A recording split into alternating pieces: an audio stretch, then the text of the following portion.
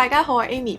係啦，咁今日咧就會同大家整一款好健康嘅小食，就係呢個大和芋芝士燒餅。咁其實大和芋咧就即係淮山嘅一種啦。咁所以今次呢個小食咧唔單止好味，而且仲好健康㗎。一搣開裡面咧就有好多芝士啦、肉鬆同埋粟米粒，做法都係好簡單嘅啫。咁我哋即刻開始啦。材料咧就有呢啲，大概可以整到7個細細隻嘅燒餅嘅。好，咁首先第一步咧，我哋就可以處理咗個大和芋先。咁今次會用到嘅咧就係嚟自日本群馬縣嘅呢個大和芋。咁喺片頭都有提到咧，其實大和芋就即係淮山嘅一種啦。咁相信大家都知淮山好有益㗎啦，大和芋都係一樣嘅。除咗低卡路里、高纖維之外咧，仲有健脾益胃嘅功效，可以幫助消化，所以係一樣好有益嘅食材嚟㗎。首先要做嘅咧，我哋就可以將個大和芋去皮先啦。喺去皮之前咧，我哋就要先戴好個手套，因為大部分嘅淮山咧嘅黏液都會含有皂角素啦。咁如果我哋直接用隻手去接觸嘅話咧，就會令到皮膚過敏㗎啦。咁如果你唔想令到隻手好痕嘅話咧，我哋先戴好個手套，然之後先再做去皮嘅動作。之後咧，我哋就可以用個金屬嘅匙羹，又或者係刨刀咧，直接將個大和芋去皮。咁我哋就可以用個金屬匙羹啦，輕輕力刮一刮。咁其實佢個皮咧好容易就可以刮甩㗎啦。所以大家做呢個步驟咧，一定要戴好個手套，咁就唔會令隻手敏感啦。咁批乾淨晒個皮之後咧，我哋就可以將個大和芋切件㗎啦。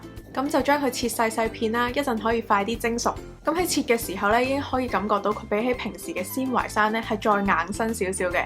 因為日本群馬縣太田市嘅土壤特別肥沃，所以種出嚟嘅大和芋咧肉質會更加實淨啦，黏性更加強，同埋食落去嘅味咧都會更加香濃㗎。好，咁切好晒個大和芋之後咧，我哋就可以將佢放晒落去個碗嗰度啦，再用中火蒸25至30分鐘，直至到佢完全軟身。咁30分鐘之後咧，我哋就可以將個大和芋拎翻出嚟啦。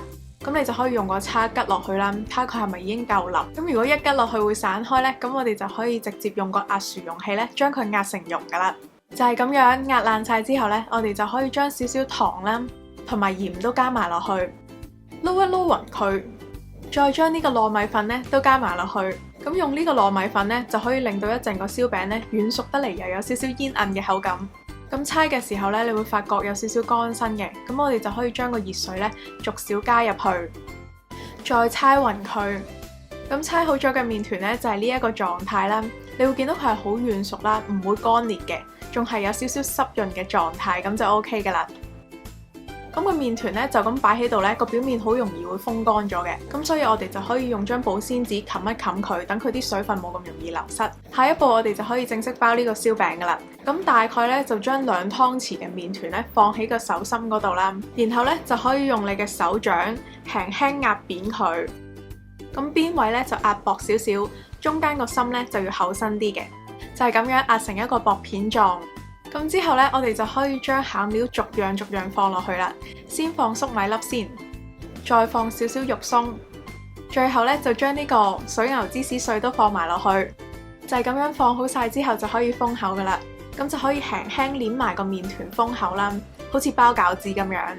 然後咧，再將突出嚟嘅麵團咧推返去中心位置，再輕輕力壓扁少少，然後再慢慢搓翻圓，等佢變成一個燒餅嘅形狀。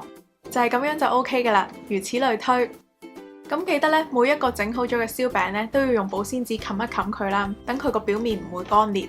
咁所有燒餅都整好晒之後咧，我哋就可以喺表面噴少少水，然後再將黑芝麻咧平均滲上去每個燒餅嘅中間，就係咁就搞掂噶啦。我哋就可以拎去煎噶啦。咁我哋咧就可以喺隻鑊入邊加少少油落去啦，咁就唔使好多油嘅，鋪平少少。然後就可以開細火燒熱啲油，之後就可以將我哋啱啱整好咗嘅燒餅麵團咧，平均放落去個鑊上面，芝麻嗰一面咧就向下。咁放好晒啲燒餅之後咧，我哋就可以加大概1湯匙嘅水落去啦，然後冚蓋，等佢有啲水蒸氣咧，可以焗熟個燒餅。繼續用細火煎4至5分鐘，直至到個燒餅變成金黃色。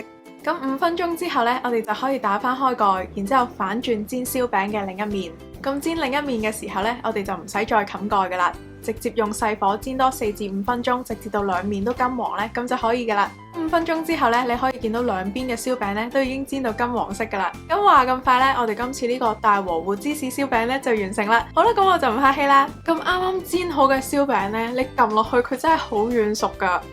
當然要搣開俾大家睇下啦。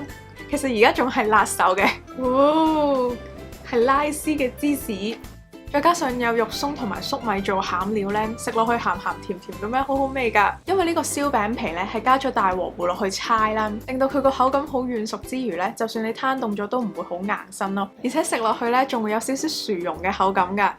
大家可以一次過整多啲啦，咁就可以擺喺雪櫃保存1個禮拜嘅。咁如果想拎翻出嚟翻熱呢，就可以擺喺微波爐叮30秒啦，又或者可以放入焗爐用180度焗5至6分鐘，去翻熱翻嚟食都得嘅。係啦，咁今次呢條片就嚟到呢度啦，希望大家會中意呢個咁健康又好味嘅小食。咁如果你都整咗呢個大和芋芝士燒餅嘅話呢，歡迎 send 相俾我貼堂，又或者 tag 翻我，等可以睇到你嘅完成品圖。另外，如果大家都想試下呢個嚟自日本嘅大和芋呢，就可以去以下嘅零售點。